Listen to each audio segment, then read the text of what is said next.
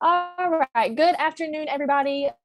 This is a Networking Events 101 training. I am Ciarra St. Arnold. I am a new gold consultant. So I know I asked you guys to put in the chat how long you've been an agent and if you've done any networking events. It seems like everybody's been in pretty much about a month. We had one person that's been in for 6 months and just a little bit of networking, nothing super crazy. So today we're going to kind of go over what to do at a networking event, how to prepare for it, where you find it, all that good stuff. So if you have any questions, just put them in the chat box and I will get to them as I see them or at the end, just kind of whatever happens to be the easiest. So we'll go ahead and get started. So the first thing, obviously, where do you find networking events? So if you're not familiar with them, basically you can go to them online or in person. Usually they have like clubs and stuff. Sometimes you do have to pay for them. A lot of times they're free. All the ones I go to are free because if it's not free, it's not for me. So the main place that I find mine is on Eventbrite. So you can go to eventbrite.com. You can put in what you're looking for, the area that you're looking for, and it'll bring up all the events. Again, a lot of virtual events don't require you to live or work or do or conduct business in a specific area. That's more for if you are looking to do stuff in person, but you can do pretty much either way. Like I said, Eventbrite is probably the one I use the most.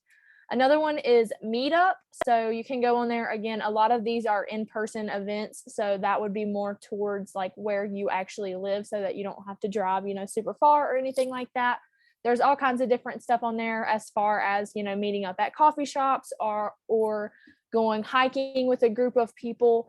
I don't necessarily think that you always have to look for a business networking group to get your business out there. So if you're somebody that's interested in hiking or hanging out at breweries or whatever it may be, you can always go to those events too, and then just kind of bring it up in conversation once you get there. This presentation is pretty much going to be for specific. This is pretty much going to be for in-person business events. Hold on, you guys, my dogs are being crazy. So like I said, Meetup is a good one for those. Another thing is your Chamber of Commerce. You do have to pay to be a member of the Chamber of Commerce, but a lot of times you can go to a couple of events for free. Sometimes they have community events that don't require you to have a membership or anything like that. So I've done that a couple of times. Another thing is LinkedIn. So a lot of people will post networking events on their LinkedIn. A lot of those are virtual. So I really like the virtual ones because, like I said, you can reach a much broader audience if you do it virtually than if you do it in person, just because if you do it in person, obviously you're only going to reach the people that are in your area. So LinkedIn has a lot. And then, of course, Facebook groups has a lot too.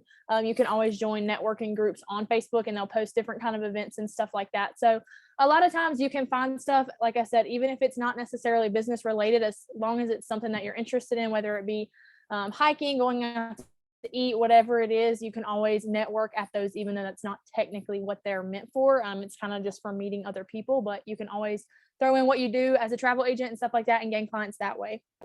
So a lot of people probably are like, what do I wear to this event? So for online events, I typically don't wear like a t-shirt. I wear like a nicer shirt. I don't, get super dressed up by any means. And obviously I'm most of the time still in my pajama pants. It's online. All they can see is from like your shoulders up. So it doesn't have to be anything super fancy, but also don't make it look like you just rolled out of bed to get on a call with somebody because that's a little bit unprofessional. And then in-person events, I would say typically business or business casual. A lot of times when you sign up for these events, they'll kind of tell you what to expect. So if they have a dress code, they will definitely put it in there. But I would say I would probably do business versus business casual if you're not sure, because it's better to be overdressed than underdressed. And if everybody else shows up and they're just business casual or they're wearing jeans and you're wearing something really nice, then you're probably going to stick out and people are going to remember you for that. So that's kind of another reason I like to always say, dress up like you're going to an office job or like you're going to court or something like that. Because if you are dressed up, like I said, you'll stand out to people. So a lot of times whenever you go to these networking events, they'll have you introduce yourself, give your elevator pitch. Some people don't like elevator pitches because they think it's too salesy and it doesn't really create relationships, which is what networking events are really for.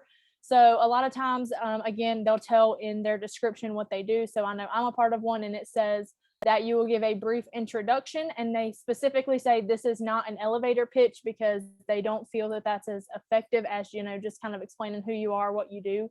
not trying to sell somebody something. So I broke this down into a couple of different parts as far as introduction goes on what you should include, the way you should order it. So obviously always start out with your name, your job title, and your business name. So for example, I always say I'm Ciarra St. Arnold, a travel agent and owner of Hidden Gems Travel and Excursions, because obviously you are a travel agent. You want people to know that right off the bat, and you also want them to know your business name so that they can go look for it later. And then that's kind of how you stand out by having your business name on there, not just I'm a travel agent and that's it. Whenever you say that you're the owner of whatever business, it kind of gives you a little bit more credibility to these people, because a lot of times the people in them are small business owners as well.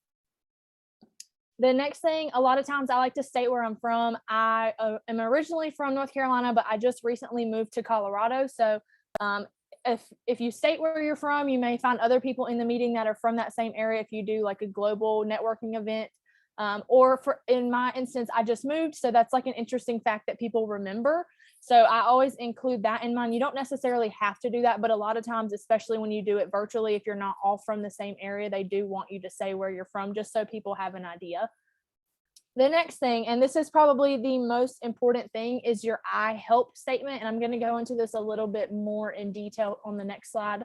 But people want to know what's in it for them. They want to know what you do and why they should use your service. So I have worked on my Ihelp statement kind of a lot. I've tweaked it a little bit. I've talked to a couple other people and kind of reevaluated and figured out what I like the best and what flows the best. So my current Ihelp statement, and this is what I say every single time I go on a meeting, I have it memorized, is I help people plan the vacations of their dreams while getting them more value for their money, adding fun extras, and making sure they can relax with their loved ones hassle-free.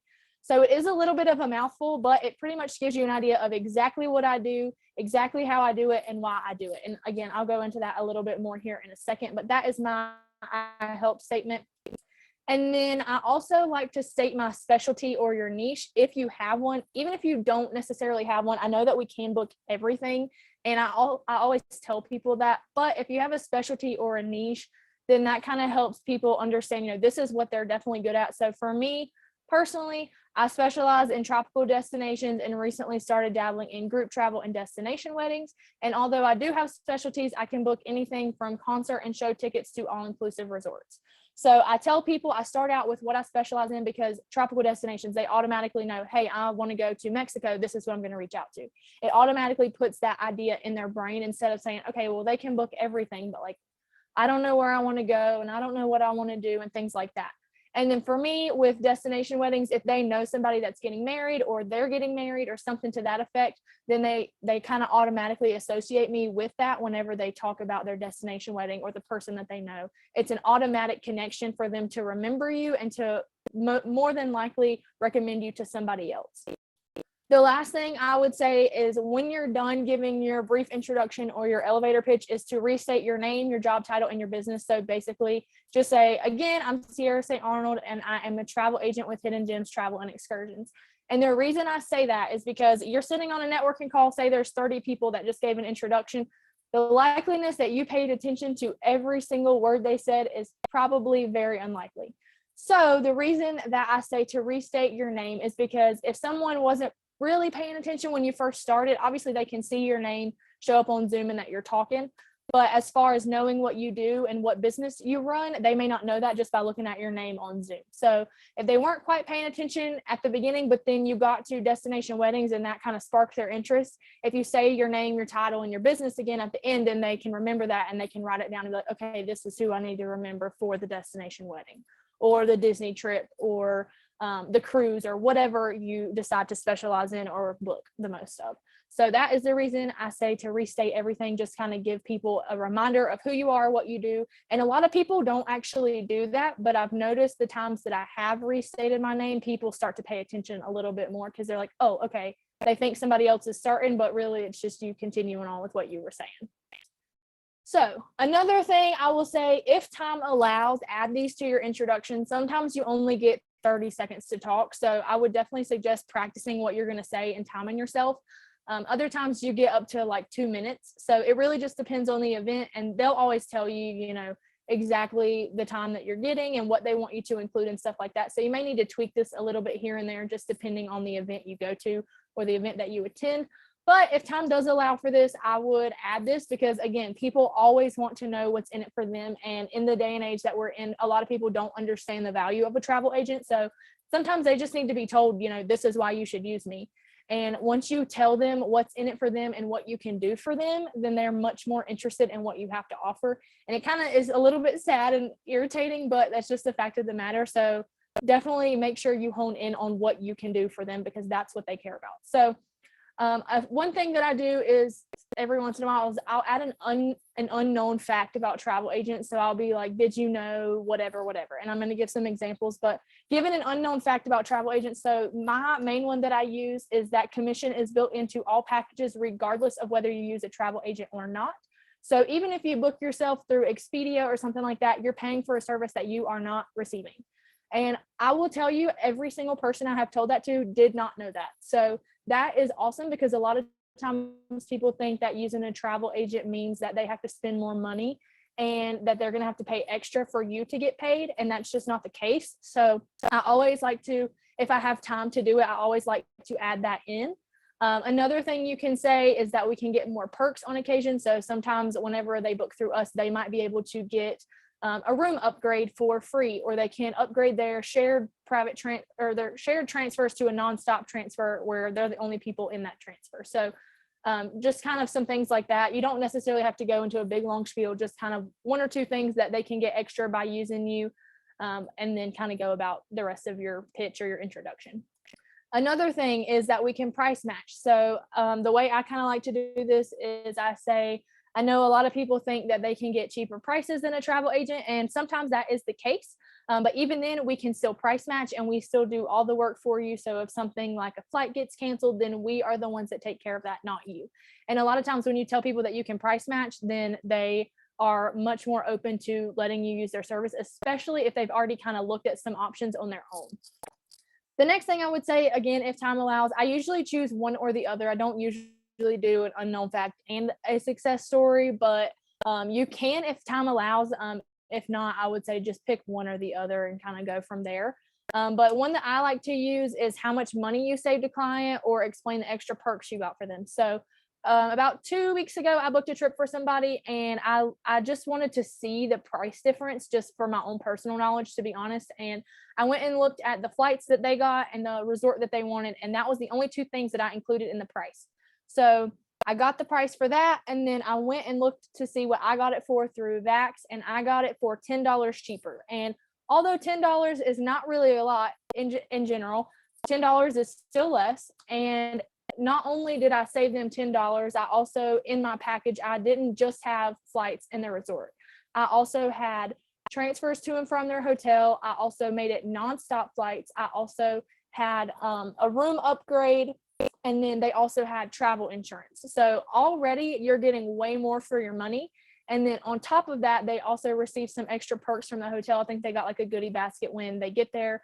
And then they also got, once I booked it, FunJet emailed me coupons for parking at their airport. So they would not have been able to get those on their own. So not only did I save them about $10, I got them a lot more for their money, and I got them some extra perks. So if time allows and you have a success story like that, definitely make sure you include it, because that's a real life example and people want to see if you're actually saving people money, if you're actually doing what you say you're doing. So again, kind of gives you a little bit of credibility. And then, like I said, people always want to know what is in it for them. So that's a story that I like to give if time allows for it. Another thing you can do is if a flight gets canceled and you dealt with the issue instead of the client getting them on a new flight, that's always a success story in my opinion, because they didn't have to stand at the ticket counter and wait for everybody in front of them to get their flight changed. They just sat there, waited for you to do all the work, and then they got on their next flight. So that's a good success story, I would say, especially right now with all the flights being crazy and people going on strike and stuff like that. That's always something that people are interested in knowing that you can do.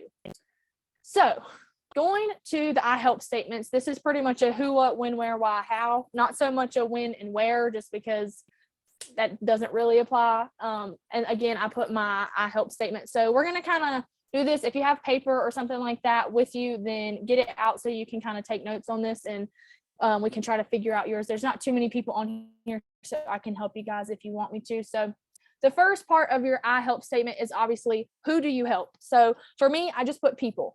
This could be a big variety of things, but for me, people was just easiest because I don't have a specific type of person that I help.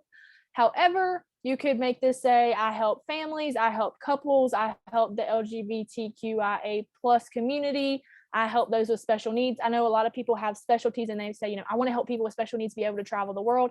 And that's amazing. So put that in there if that is what you are mainly focusing on. I personally do not have a specific community, I wouldn't say, as far as people go, because I book stuff for people of all ages, people that are couples, people going with friends, things like that. So I just put people on mine.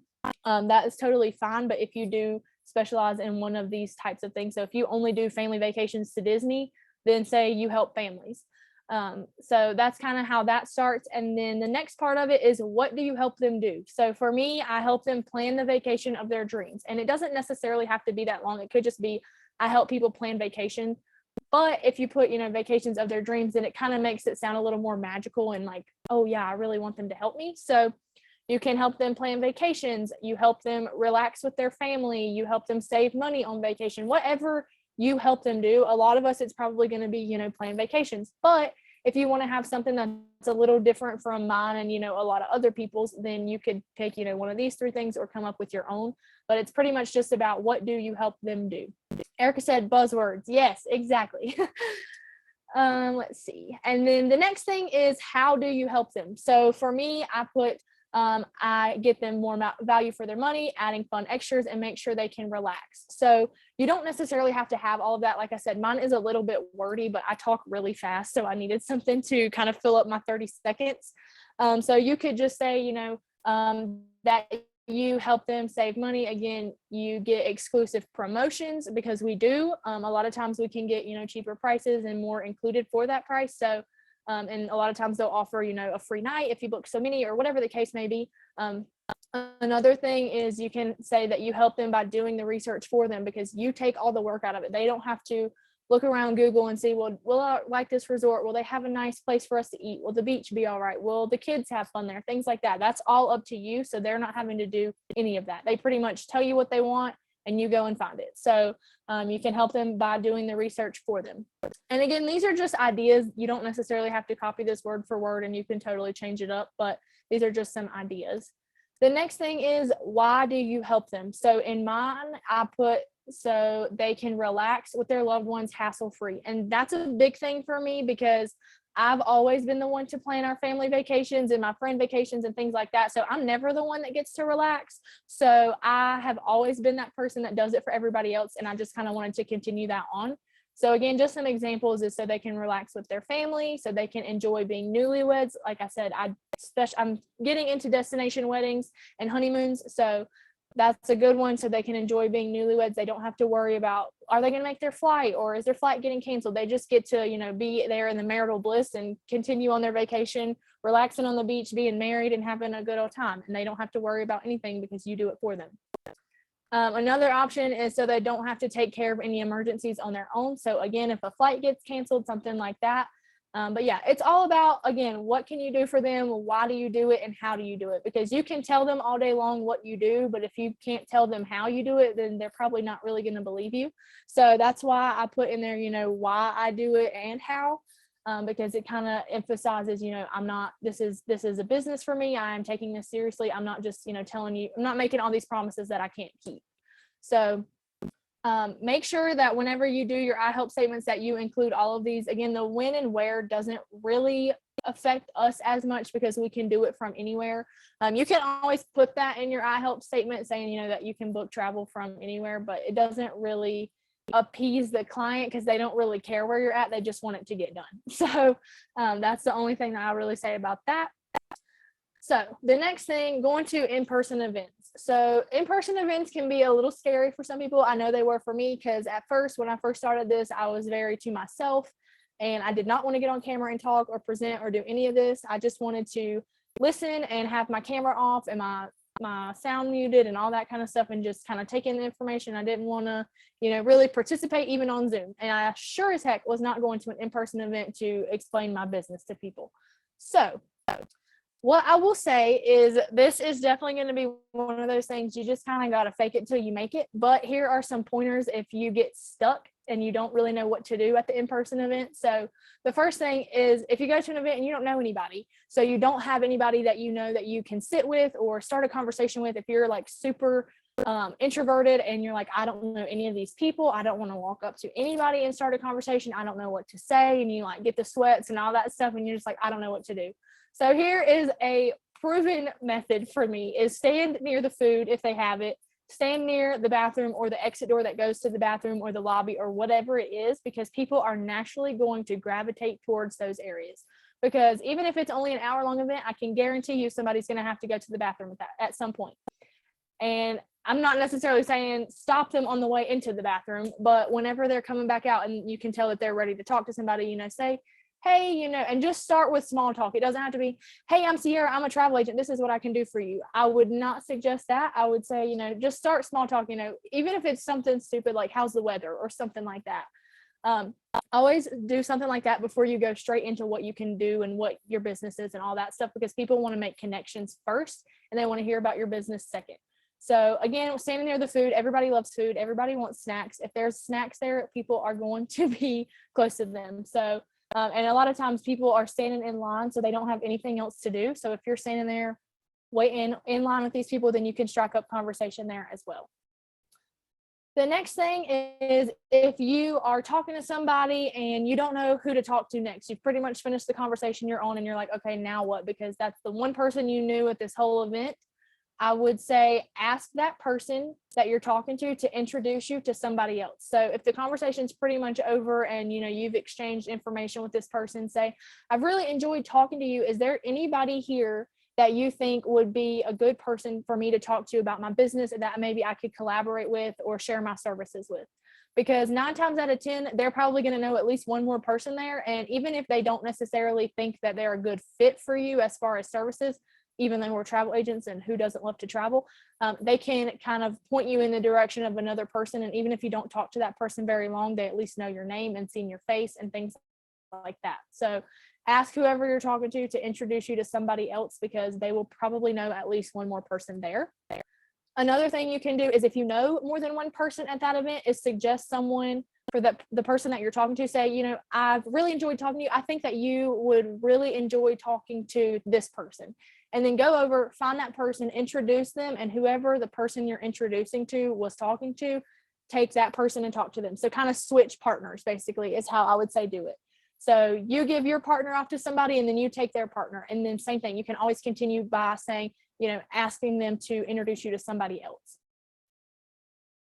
What do you do if the conversation starts to end? So if you are talking to somebody and the conversation's kind of, getting really awkward and you don't really have anything else to say, if you're not really relating with that person, you don't think that they would be a good client for you and you wouldn't be a good client for them, you don't really know anybody that needs their service, you can always excuse yourself again to the food, the bathroom, whatever it is, always tell them that you enjoyed talking to them, even if you maybe didn't.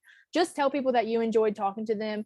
And then, just say, I'm going to excuse myself to get some beverages or whatever the case may be. That's always an easy out, because it's not like you're blowing them off to go talk to somebody else. It's not like you're blowing them off because you think they're boring. Tell them that you enjoy talking to them, and then just tell them that you need to go to the restroom or get food or whatever. And people will not take that personally. So another thing you can do is, again, tell them you've enjoyed talking to them, but you're also excited to meet other people. So you want to kind of go around the room and then offer your business card or whatever you've taken with you. Give them your information and just, tell them, I'm excited to meet everybody else. I don't want to spend my whole afternoon talking to just one person, even though you've been amazing. Really talk them up. Even again, if you don't necessarily think that their service is something for you, just let them know that you don't feel like your time was wasted, that you did enjoy speaking with them, and you just want to get to other people, because that's the whole point of a networking event. You don't go just to meet one person, you go to meet multiple people. So I don't think that anybody has a problem with that. People always understand, there's, 20, 30 people here. Obviously they want to get around the room to everybody. The next thing is, if you don't feel comfortable approaching somebody. So if this is your first event, you're super introverted, you're like, I don't know anybody here. Or maybe you just know 1 or 2 people there and you just like don't know what to do. I would say ask somebody, again, this goes for if you know somebody there, ask somebody that you feel comfortable with to introduce you to that person. And a lot of times if you're comfortable saying, I really want to talk to them, but I'm just a little bit intimidated, just be honest with people, because being honest with them is better than being like looking like you're standing in the corner and you just don't want to talk to anybody because you're stuck up. You know what I mean? So always just ask somebody that you do feel comfortable with. And if you don't know anybody that's there to introduce you, again, start with small talk. You don't always have to go right into talking about your business or yourself or what you can do for them. You can always start with small talk. Like if they say it's a lady and she has a nice dress on, you say, I really like your dress. It's super pretty, or whatever. It doesn't have to be anything like crazy. Just compliment them. Start with small talk. I know I live in Colorado. It never rains here. It's been on fire for like 3 weeks now, and we need rain so bad. So that would be like an easy thing to start small talk with. So, man, I really wish it would rain because it's been real smoky out here lately. Something like that. It doesn't have to be anything super crazy. Definitely wouldn't say go right up and say, hey, I'm such and such. This is what I can do. So I would, like I said, just start with some small talk, and then you're more likely to connect with them. And then whenever you go to give them your business information and give them your Ihelp statement and things like that, then they're much more likely to either listen to what you're saying and then also keep it in mind to give referrals to you later on. So what to take with you to in-person events? Obviously online, you're just going to be there with yourself, and I'm going to kind of go over how to prepare for those too. But for in-person events, I would definitely say that you need to take some stuff with you. I wouldn't show up empty-handed.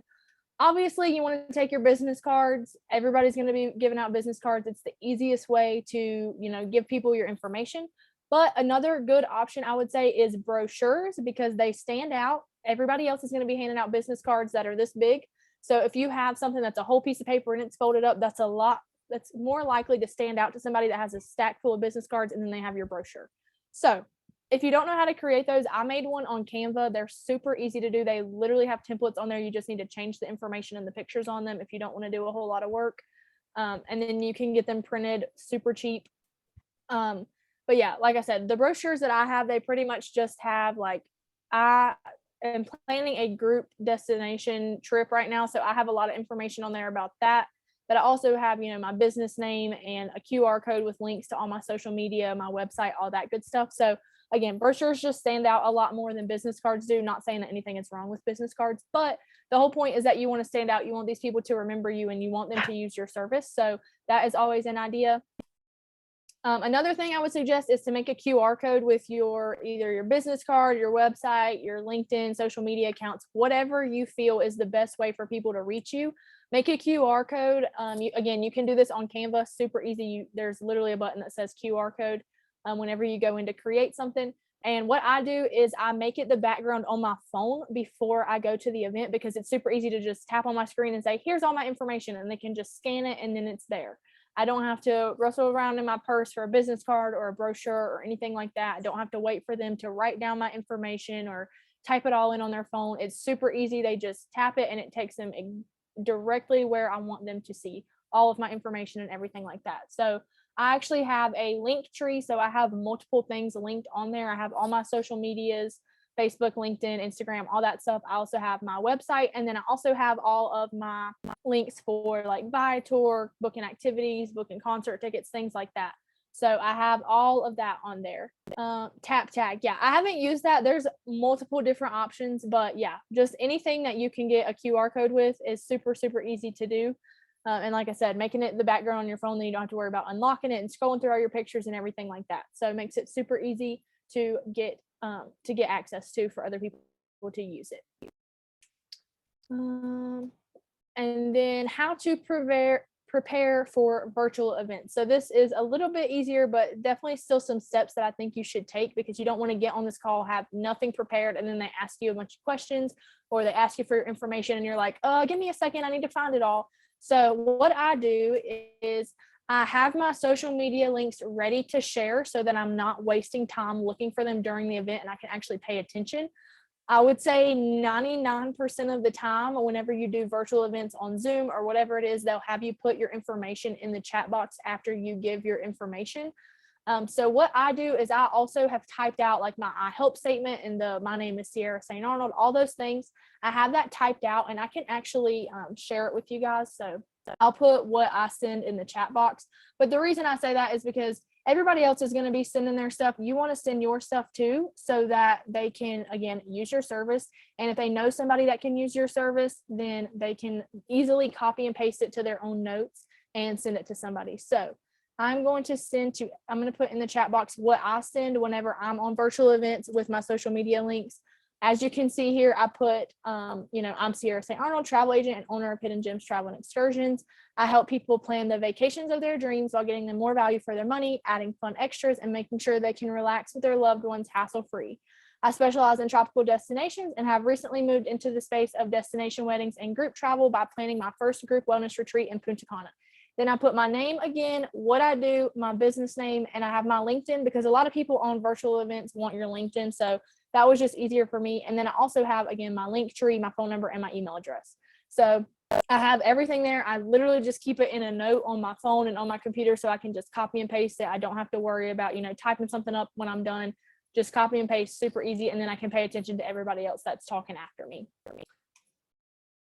I will say, be open-minded on these events. This goes for in-person events too, just because you need to be open-minded. There will be lots of people. They will be from different backgrounds, different fields, different service providers, different things.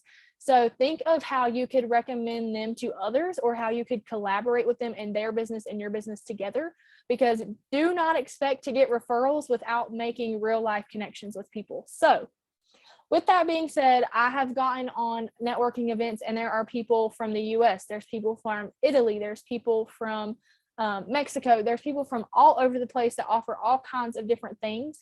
And although I may not personally need their service, I'm in a lot of groups with other people, a lot of other networking groups where people are looking for recommendations. You can always save their information for a later time to give to somebody else. And like I said, this goes for in-person events too. Oh my goodness, I'm so sorry. So this goes for in-person events too. Like I said, just be open-minded. Don't say, I don't want to talk to them because I'm not going to use that service, because you might not, but somebody you know may want to. And then, once you give them a referral, then they're probably more likely to give you a referral. It's like a lot of give and take in these events, but that's just kind of how people do business. So the next thing, have your notepad ready, whether it's on your phone, in your hand, whatever it is, to take notes and write down other people's information so that you don't lose it once the event is over. So what I say for Zoom calls, I don't know if you guys know this, but you can actually save a chat. So when you pull up the chat box, there should be 3 little dots, and then it will say save chat. So what I do at the end of every meeting, whenever everybody has sent all of their information, all of their email, their social media links, all of that stuff, I save it, and it'll give you like a document with everybody so that you can go back and look at it. And then that way you don't have to worry about copy and pasting it into a Word document during the call, because it's super unprofessional. You want to be able to pay attention so that you know what people you can work with. So I do that. And then for in-person events, a lot of times I just do it on my phone. I don't take like a pen and paper or anything. And the reason I say do it there is because you're going to get so many business cards and things like that. And sometimes they get lost. It is what it is. Sometimes you sit them down on a table and you forget to pick them back up and take them with you. So I like to take people's business cards, because obviously I don't want to say, oh no, I wrote it down. Like, I don't need your business card. But just for the sake of, sometimes things happen and it might get thrown away with your plate of food and your napkin or whatever. I like to keep it in my phone as well, so that I can reach out to them after the event if I want to. For virtual events, I would also say practice looking at the camera when you talk, not at the screen, because yes, it's virtual, but you still want people to feel like you're talking to them and not to a computer. So I know it's super weird to like look into the camera and talk, and I've been very bad about that during this whole presentation, but I would definitely say, memorize what you're saying, or get a pretty good idea in your head of what you're going to say, and look into the camera when you talk, because it's kind of like you're looking these people in the eyes. Because if you're looking down at the screen, then it looks like you're not looking at them, you're not paying attention. So that's another way to keep people interested in what you're saying. If they feel like you're looking straight at them, they're a lot more likely to pay attention to what you have to say. I would also say have a calendar link ready for scheduling one-on-ones, whether you use Calendly, Appointment, any other kind of website that you choose to use. I personally use Calendly just because I use it for a lot of other business stuff. But a lot of times people want to meet with you on a one-on-one basis after the meeting is over. So I go ahead and have a calendar link ready for that so that I can send it. I don't think I had it in this chat that I sent to you guys, but usually I include it at the end. And I say, if you'd like to schedule a one-on-one with me, then you can schedule it at this link. And basically what happens in those one-on-ones is they get to know you a lot better. They get to know your service a lot better, because even though you sat on a call for an hour, you probably only got to talk for maybe 5 minutes at the most. And a lot of times they ask questions about, what do you think about this? And it doesn't necessarily have to do directly with the service that you offer or the business that you own. So that's a great way to do, or to get people, connected with you and more likely to make referrals, because I actually had 3 one-on-ones this week, and now they all kind of have a better idea of how to recommend me to people, what to say, what type of people to look for, everything like that. So one-on-ones are really awesome for that. And then you also get to learn more about them and what they offer and how maybe you could use their service. A lot of times people like to, if they have a service and you have a service, then you can trade services and nobody charges anybody anything. So always kind of look for those opportunities, because a lot of times we don't charge for our service anyway. So we're kind of just getting something for free. So I actually had a girl reach out to me, and she's a copywriter, and she was like, I do newsletters and stuff. I actually write for a lot of travel people. She was like, I would love to help you. And she was like, and you can book this trip for me, and it'll kind of be like a trade-off. Like I won't make you pay me or anything like that. And I was like, okay, that's fine, because that's one less thing that I have to worry about doing. So always try to schedule one-on-ones if you have the time and everything like that. Again, what to do after an event is over, and this goes for virtually or in-person events. Doesn't really matter which one, but I would say follow up with the people that you were interested in to see if they want to schedule a one-on-one with you to chat further about, what you do, what they do, how you can collaborate together in your businesses, or how you can refer each other. Again, people may be interested in what you have to offer, but again, they may not have taken good notes. They may not have remembered your name or your business name because they weren't fully paying attention at the beginning. So I always like to follow up with people first, and then it kind of gives them like an obligation to respond to you. I won't say that it always does, but a lot of times if you reach out to somebody else, then they're more likely to say, yeah, of course, I'd love to get on a call with you. So I always recommend personally following up. Don't wait for them to follow up with you, because life happens and people get busy and people forget. So always be the one that takes initiative. And I do it like right when the meeting is over, so that I don't forget, I don't get sidetracked doing something else. And then it's still fresh on my mind, fresh on their mind, and we can go ahead and get it scheduled, and I don't have to wait for them to respond to anything. During your one-on-one with people, some questions to ask is, how did you get started in your field or your service or your career, whatever it is? Ask them, what it was that sparked their interest in this, because you can learn a lot about a person by asking that. And a lot of times that will spark more conversation about things, and you'll find things that you were late on that you maybe didn't think you would, stuff like that. So I always ask people how they got started in whatever they did, because last week I met with a guy, him and his wife started basically a doctor's office, but it's super cheap and they have a lot more focus on their patients. And so I was like, what made you interested in that? And he gave me this whole long story about his horror story at the doctor. And I was like, I've had the exact same thing happen to me. So it was just a way that we could relate on something that wasn't necessarily business. It was like real life things that happened. Another thing I would say to ask is, what is the best way for people to get in contact with you if they're interested in your service? So that kind of gives them the idea that you really do plan on referring people to them. And again, if you refer someone to them, you want to be sure that you are going to be able to get them in contact with each other. So whether it's by phone, by text, by email, by Facebook, whatever it is, just ask them what the best way is and make note of that so that you can remember in the future. And then that way it kind of helps their business. They're more likely to get back to whoever you referred to them. And then that'll look good, obviously, on your part.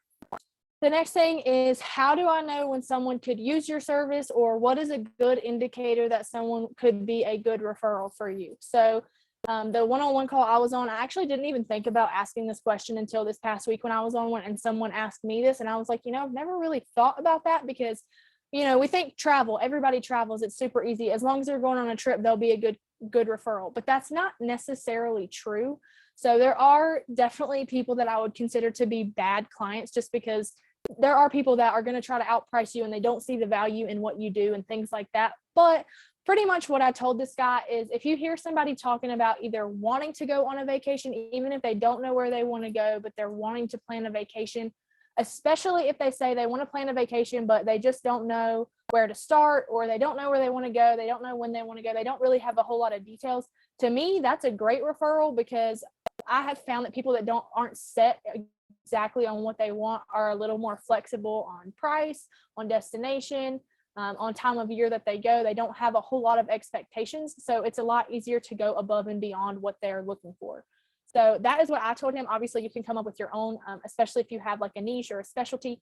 So for me, I was like, anybody that's getting engaged, that's a perfect, opportunity to refer me, because I do a lot of honeymoons. Pretty much everything that I have booked so far has been a honeymoon. And again, I do the destination wedding. So even if they're not going out of the country, even if they're just going, a couple towns over, I would love to help them book those trips or book those rooms at the hotel for themselves and their guests, things like that. So that was another thing that I told him would be a good indicator that somebody would be a good referral. So you just have to figure out what is a good referral to you, because if somebody's like, I want to plan this big extravagant Disney trip, personally, that's not a good referral to me, because I don't love Disney. Disney's not really my thing. There's a lot going on, and I don't book Disney. Like, I've booked one trip and that's it. So that wouldn't be a great referral. Obviously, I would gladly take it, but that's not really what I'm going for. So just figure out what is good for you and what you want to work with and the type of vacations you want to plan and things like that, and tell people that that is what is a good referral. The last thing I like to do, and I just started doing this recently, is ask people why they were interested in speaking with you. So ask them if it's because they were more interested in the service that you have to offer, or did they like your personality? You're super funny, or whatever it is that caught their attention. Or did they just not get enough info from you during the event? Because that can kind of go back to your Ihelp statement and your intro. It can kind of help you tweak that a little bit. So for example, if someone says, I heard your name in your business and I heard you're a travel agent, but I didn't really know what you could do as a travel agent other than, book a vacation. I didn't know if you, offered special perks or discounted prices or anything like that. You can always go back and look at what you said in the meeting and, kind of tweak that and make it a little better so that you don't have that issue in the future. Because some people, if they don't have enough information, then they're just going to be like, oh, well, I'll just find somebody else. So you want to make sure you're giving all the information you can so that people don't have to, hunt you down and ask you, well, can you do this? Can you do that? They already kind of know what you're capable of doing. So that's always super, super helpful. And I found that helpful for me too, whenever talking to other people. If I know exactly what they offer, exactly how they do it, exactly what their process is, all of that good stuff, then I'm a lot more likely to reach out to them to use their service.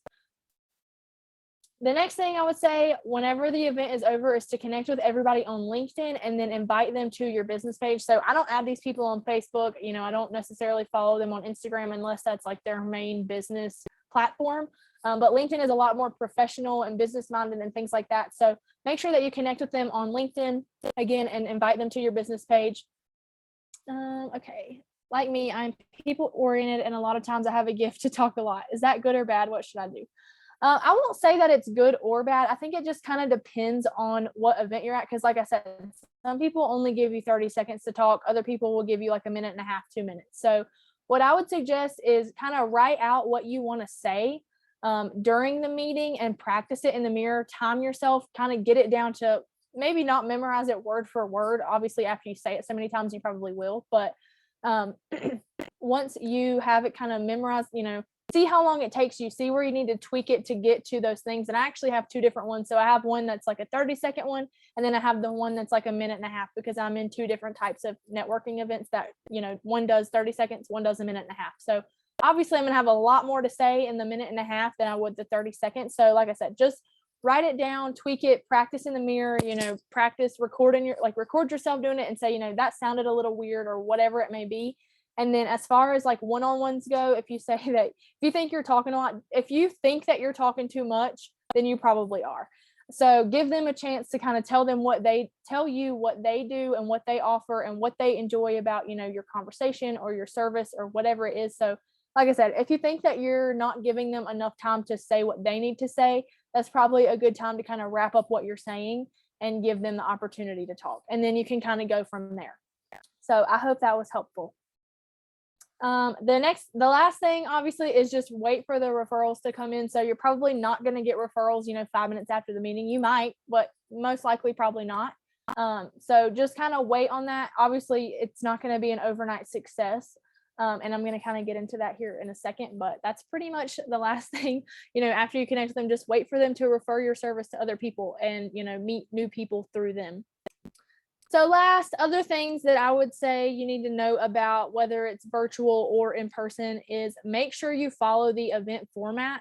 So example, don't give a sales pitch when they're just asking your name and where you're from. So a lot of times, or not a lot of times, but sometimes whenever you get into the meeting, they'll say, everybody just go around, share your name, where you're from, especially if it's a networking event that's like a global or a nationwide event. Don't go into, I'm Ciarra, I'm from Colorado, and I'm a travel agent, and I do this and I do that. They don't care about all that yet. They'll give you a time and a place for you to give your sales pitch or to talk about your service. But right now they only want your name and where you're from. So stick to that, because a lot of times when you start talking about other stuff, they will cut you off in a second and they are not afraid to do that. So the next thing is don't go to an event and never go back to it. Be a repeat person at these events. That way people will remember you, they'll remember your name, they'll remember what you do, your business, all that good stuff. It will help you build rapport, and it also heightens the chances of referrals, because if you go to an event one time and you expect to get a whole new clientele base from that, then I hate to tell you, but you are sadly mistaken. People want to talk to you a couple times before they refer you. They want to know that you're somebody that they are wanting to work with and that you provide a service that is good for them. They want to make sure that you are a good fit for them, because there's thousands of travel agents. They could go find one literally anywhere else. They could Google travel agents near me, find somebody else in a second. So you want to make sure that you are, again, making connections with these people, going back, be interested in what they're talking about. Don't make it all about you, because yes, we want our business to grow, but that's not going to happen if you don't make relationships with these people at these events. So I always recommend going once, going twice. I have one that meets every other week, and obviously there's times where you're not going to be able to go to every single one, but go to as many as you can, especially if it's the same people that show up every single week, because they're more likely to remember you. You're going to look more credible. It's not going to look like you're just there to get referrals and then you're out. It looks like you're really there to make relationships with people, help them with their business, and in turn help you grow your business as well. But on the flip side of that, not every event is going to be good for your business. So don't waste time on events that aren't building relationships and clientele. So for example, if you say you go to a networking event for me, for an example, I went to one and it was like all guys and it was all about like tech and all this stuff that I had no idea what they were talking about. And I was one of the only girls on there. So it was just kind of awkward. We didn't really relate on a lot of stuff. All the stuff that they used in their business was like super expensive and stuff that personally I was not going to use. And I don't know anybody who's going to use that service either. So I'm not going to waste an hour each week going back to a meeting where I know that I will not be referring them, because if I'm not referring them to other people, I don't expect them to do the same thing for me. So that's kind of the caveat to being a repeat person at an event. Obviously, if it's not helping your business, if you're not connecting with the people, then don't continue to go back, because you could be at another event that is a lot better for you. So just kind of keep that in mind. Obviously, not everything is going to be for you, and not everybody is going to be for you. So just keep that in mind whenever you do these events. If there is a speaker, pay attention to what they are saying. Don't just sit there on your phone the whole time and not listen and just wait for your, minute to talk about yourself. Pay attention to what they're saying, and then if they have like a Q&A or like a feedback portion, speak up during that time. Even if it's something short, just let them know, that you were paying attention, that you enjoyed whatever they were saying. Tell them something that you resonated with or found interesting, whatever it may be. One of the networking events I do, it meets every Wednesday. They have a speaker for like the first 20 minutes. After that, we do a Q&A, we give feedback, we kind of go back and forth. And I was on one last week and I spoke up about something, and then she basically gave me an idea for my business that was amazing. So they're a lot more willing to help you if they know that you're paying attention and taking what they say to heart. And then after that is when we do like our introduction. So like I said, don't just go on there, not pay attention to anything and expect people to listen to what you have to say, because you didn't listen to them the whole event. So if they're up making breakfast while you're talking because you weren't paying attention when they were talking, then you can't really get your feelings hurt about that. So like I said, just pay attention to when people talk. Most of the time these events are an hour, hour and a half. If you know you don't have time to do it, then don't sign up for it. So go in with an open mind, make sure you're paying attention to everybody and that you are willing to hear what other people have to say. And last, get out of your comfort zone, because your comfort zone will kill your business. So I had to learn this really fast. Like I said, before I moved, I was super introverted. I didn't want to go to any in-person events. I would go to online events, I would say my little intro and I would just sit there and be quiet the whole time. I wouldn't, participate in anything. And ever since I have started participating and going to places and, making relationships with people, it was super uncomfortable at first. And I really hated it at first. I'll be completely honest with you guys. It was not my thing. And I went and I would be so nervous and anxious and I would just like sweat and be like, I don't know what I'm saying. I don't know what I'm doing. But once you do it a couple of times, it kind of goes away. You get more comfortable. And then again, like I said, if you're going to the same events over and over again, you start to build real relationships with these people, and then it's a lot more comfortable. So you're not going every single time like, I don't know anybody here, I don't know who I'm going to talk to, I don't know who I'm going to sit with, because after you go a time or two, there's going to be somebody that gravitates towards you or that you gravitate towards, and you always have at least one person in your corner to sit with or have dinner with or whatever it is. So that is pretty much all that I had for this. I hope this was helpful. Do you guys have any questions or anything you wanted me to elaborate on or anything like that? If say there's an in-person event and you don't drive. So if you don't drive, I would say if you have Uber or something like that, if there's another way that you can get there, make it happen. Obviously, if you don't have another way, then I would say stick to online events. But that's just kind of one of the things, just kind of figure something out, have somebody else take you. Or if you can get in touch with the person that is running the event. Again, this is probably one of those things that's super uncomfortable, but it'll help you in the long run. If you can, like I said, meet up or talk to the person that is organizing the event, let them know, I'm really interested in coming, but I just don't have a way to get there. Then maybe they could set something up for you. If there's people that have been going to that event and they know that they live near you or whatever it is, you can always figure something out. Just created my introduction. Thank you for this very valuable training. Now I just got to apply it. Yes, that is the biggest part. Is I did all the work and I was like, God, I don't want to go to these events. I was like, I don't want to talk to these people. I don't know. I don't want to be the weird one I'm a first timer at this event. Everybody else has been coming for months, but you just got to get out there and do it. And I will tell you guys, this is not a joke. I have so many people sending me travel inquiry forms. I literally cannot keep up at this point. I did 3 quotes just yesterday, and I will tell you that I have definitely seen an increase in clients since going to these events. So whether it's from referrals or they're just wanting to know more about what I do, I have not only gotten more clients, but I feel more comfortable talking to like random people in the grocery store line than I would have, even just a month ago. So it helps build your confidence too, not just in your business, but just like personally. Like I will literally go up and talk to pretty much anybody now. And I will tell you right now, that was not going to happen a month ago. I would be like, don't look at me, don't talk to me. So it has definitely boosted my confidence for sure ever since starting. So I'm going to stop screen sharing. I'm going to stop recording.